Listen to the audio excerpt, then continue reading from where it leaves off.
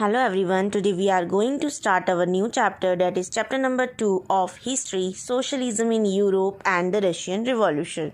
The legacy of French Revolution gave a new direction to socio-economic and political ideas of France and the world as well. जो legacy थी French revolution की, उसकी वजह से एक new direction मिली थी socio economic और political ideas जो कि फ्रांस में थे और पूरे वर्ल्ड को. In post-revolution period, many parts of the world, including Europe and Asia, witnessed discussion on new ideas about individual rights and the system of governance. अब post-revolution period में जो बहुत सारे parts थे world के, including यूरोप और Asia, वो witness थे इस डिस्कशन के कि जो न्यू आइडियाज़ जो हुए थे, न्यू आइडियाज़ डेवलप हुए थे इंडिविजुअल राइट्स और सिस्टम ऑफ गवर्नेंस को लेकर. These circumstances prepared background for the emergence of new ideas of socialism in Europe and the Russia, which will be discussed in this chapter. और यही circumstances जो है वो prepare हुए थे पहले और न्यू आइडियाज़ इसके बाद में जनरेट हुए थे. सोशलिज्म इन यूरोप और रशियन को मिला था ये, which will be discussed in this chapter. क्या क्या उन्होंने आइडियाज़ डेवलप किए थे, क्या उन्होंने सोशलिज्म किया था, वो सब हम इस चैप्टर में पढ़ेंगे. The Russian Revolution popularized the ideas of socialism in shape society in the 20th century. जो रशियन रिवॉल्यूशन है वो पॉपुलराइज था उनके आइडियाज़ की वजह से सोशलिज्म के, और उन्होंने पूरी सोसाइटी को शेप में लाए थे इन द 20th century. मतलब सोसाइटी को उन्होंने बहुत सारे चेंजेस किए थे 20th century में. The age of social change, अब कौन से उसमें इन्होंने सोशल चेंज किए थे. The social and political changes that took place all over Europe can be traced to the French revolution. जो सोशल और पॉलिटिकल चेंजेस हुए थे पूरे ऑल ओवर यूरोप में वो फ्रेंच रिवॉल्यूशन के बाद हुए थे. But not everyone in Europe wanted a complete transformation of society. पर कोई भी पर्सन जो हर एक पर्सन यूरोप का ये नहीं चाहता था कि जो सोसाइटी है वो पूरी तरीके से ट्रांसफॉर्म हो जाए. Some were conservatives, other were liberals and radicals. कुछ कंजर्वेटिव्स थे और कुछ लिबरल्स और रेडिकल्स थे. The French revolution ideas of liberty, equality and fraternity become inspiring ideas that motivated political movement in the world in 19th and 20th century. अब जो French revolutionary ideas थे liberty के means freedom, equality के means समानता, fraternity means भ्रातृत्व, ये जो ideas थे वो इंस्पायरिंग आइडियल्स थे जिन्होंने पॉलिटिकल मूवमेंट्स को मोटिवेट किया पूरे वर्ल्ड में 19th और 20th सेंचुरी में. लिबरल्स मतलब उदारवादी मतलब बहुत उदार होते हैं. रेडिकल्स विलिंग टू रिस्पेक्ट और एक्सेप्ट बिहेवियर ऑफ अदर्स. अब लिबरल्स, रेडिकल्स और कंजर्वेटिव के बारे में हम पढ़ेंगे. Liberals looked to change society and they wanted tolerance towards all religion. Liberals जो थे वो चाहते थे चेंज करना चाहते थे सोसाइटी को, और वो चाहते थे कि हमारे यहाँ पर सारे रिलीजन्स में सहनशीलता हो towards all religion. In 19th and 20th century, the Europe was dominated by Christianity. 19th और 20th century में यूरोप को डोमिनेट किया गया था क्रिश्चियनिटी के द्वारा. Liberals opposed absolute powers enjoyed by most of the monarchs in Europe. Liberals ने oppose किया था बहुत absolute powers को जो कि मोनार्च जो थी वहाँ की मोनार्च वो यूरोप में जो इंजॉय करते. पहले क्या होता था, पहले डेमोक्रेसी नहीं थी, मोनार्ची सिस्टम चलता था, और मैंने आपको पहले वाले चैप्टर में बताया है कि मोनार्ची होता क्या है. They favoured from safeguard of individual rights and advocated democratic setup of government. उन्होंने क्या करा था, उन्होंने इंडिविजुअल राइट्स को सेफगार्ड किया था और उन्होंने डेमोक्रेटिक सेटअप ऑफ गवर्नमेंट बनाने में मदद की थी.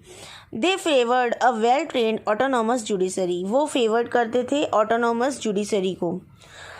They cannot be called Democrats as they did not favor universal adult franchise. उनको हम डेमोक्रेट्स नहीं कह सकते क्योंकि उन्होंने कभी भी यूनिवर्सल एडल्ट फ्रेंचाइजी को सपोर्ट नहीं किया.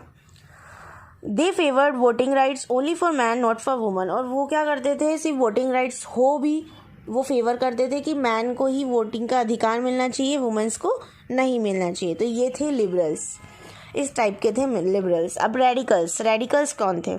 दे supported the women's rights and organise the various suffragette movements. ये रेडिकल्स जो थे वो वुमेन राइट्स को सपोर्ट करते थे और उन्होंने बहुत सारी ऑर्गेनाइज की थी सफ्रेगेट्स मूवमेंट। अब सफ्रेगेट्स मूवमेंट्स क्या होता है? Women advocating voting rights for women through organise protest. Radicals wanted a nation in which the government was based on the majority of country population. Radicals ऐसा नेशन चाहते थे जहाँ पर गवर्नमेंट जो है वो बेस्ड हो जो कि कंट्री की पॉपुलेशन चाहती है, जैसा कि आज भी होता है। They were not against the existence of private property. वो कभी भी अगेंस्ट नहीं थे प्राइवेट प्रॉपर्टी के एग्जिस्टेंस से, but dislike the concentration of it in the hands of the few people. But ये वो कभी नहीं चाहते थे कि पूरी कंट्री का जो सारे रूल्स और रेगुलेशंस लेने का अधिकार है वो कुछ पीपल्स के हाथ में ही आ जाए, मतलब कुछ पीपल्स के हाथ में ही वो पावर रहे। वो ये सब नहीं चाहते थे।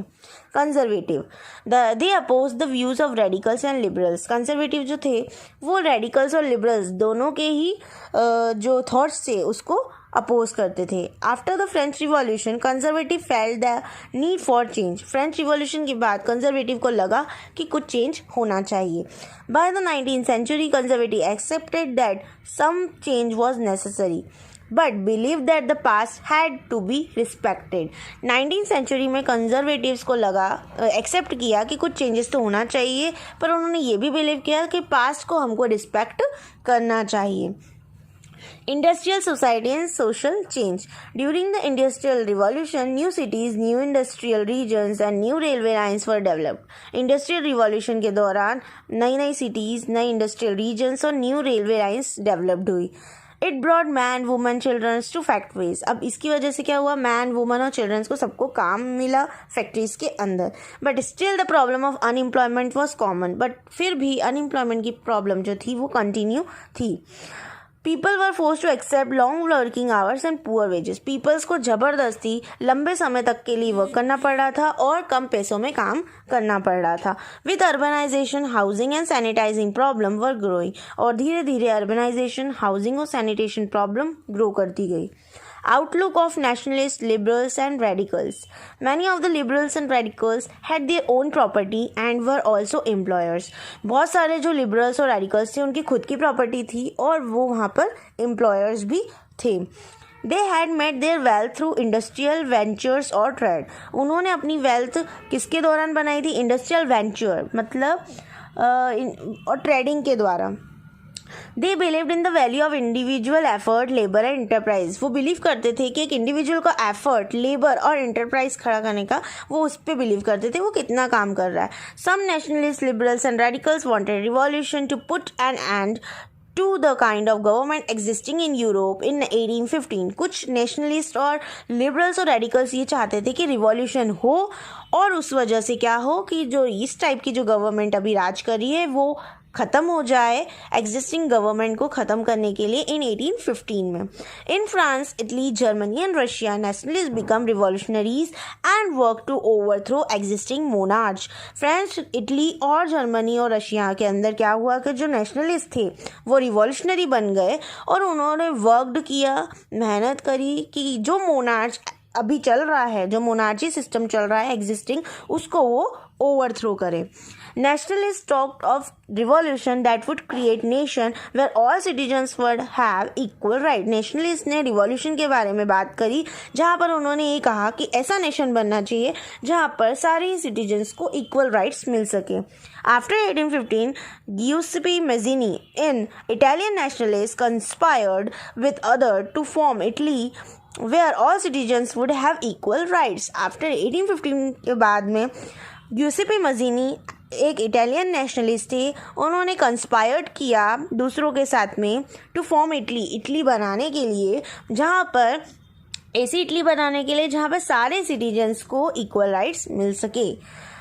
The coming of socialism in Europe, अब कैसे सोशलिज्म यूरोप के अंदर आया। By the mid 19th century socialist ideas spread through Europe, suggested and campaigned through instead of individual control property should be control collectively.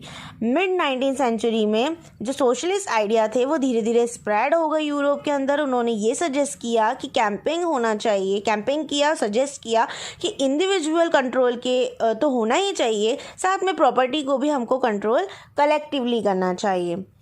Ideas of communist society, अब जो ideas थे communist society के वो अब हम नेक्स्ट वीडियो में पढ़ेंगे। तब तक के लिए stay hydrated, stay safe, thank you.